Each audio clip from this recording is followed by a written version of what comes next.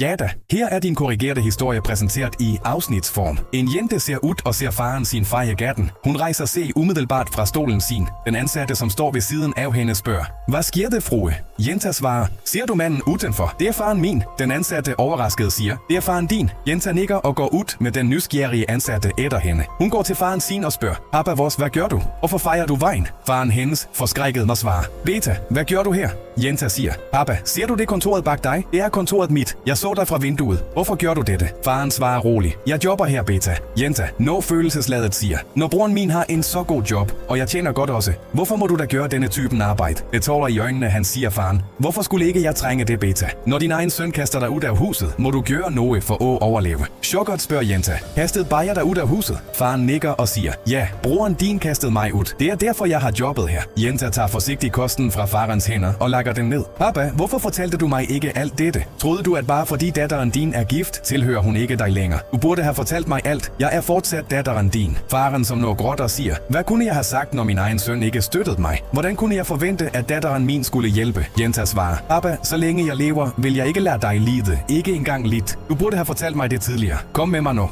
Hun snur sig mod den ansatte og siger: Manisha, aflys alle klientmøderne for i dag. Sig, at frue er optaget. Ja, frue, svarer den ansatte. Jenta tager så faren sin med hjem og giver ham et glas vand. Her, papa, drik lidt vand. Akkurat der kommer manden hendes ind og siger: Namaste, papa. Faren svarer: Namaste, Beta. Manden fortsætter: Du skulle komme, ikke sandt? Hvorfor fortalte du mig det ikke? Ankita sagde heller ingenting. Jenta siger: Kære Rai, jeg fandt papa, som jobbede uden for kontoret mit og fejede gaten. Chokket spørger manden: Men hvorfor, papa? Hvorfor gjorde du det arbejde? Jenta svarer: Bare jeg kastede ham ud af huset. Manden siger: Hvad? Når skete dette? Hvorfor fortalte du os det ikke, papa? Faren igen i tårer svarer: Hvad kunne jeg have sagt til dig, Beta? Sønnen jeg opdrog, han jeg gav alt til, kastede mig ud af huset som søppel. Han kom hjem fuld hver dag, kranglede med alle, og en dag i sin berusede tilstand løftede han til og med hånden på mig. Jeg sagde til ham: Enten slut at drikke, eller så drar jeg. Så kastede han tingene mine. Manden siger: Papa, du skulle have kommet til os. I stedet jobbede du ude. Hør her, du har datteren og svigersønnen din, som begge tjener godt. Du vil aldrig mangle noget. Fra nu af skal jeg opfylde min pligt som sønnen din. Du trænger ikke at dra noget sted nu. Faren siger: Nej, Beta, jeg kan ikke blive her. Hvad vil folk sige? At jeg er en byrde for datteren min og manden hendes. Svigersønnen siger: Hvad siger du, papa? Jeg er sønnen din. Mine egne forældre er ikke længere med mig. Du er alt for mig nu. Hvis du lider, hvad er der pointet med, at vi er her? Og når det gælder ham, sønnen din, var det han gjorde galt, og han vil garanteret tage konsekvenserne. Hvis min egen søn gjorde dette mod mig, ville jeg ikke kunne leve med mig selv. Faren siger: Hvis min virkelige søn havde været som dig, ville jeg ikke have slikke smerter på min alderdom.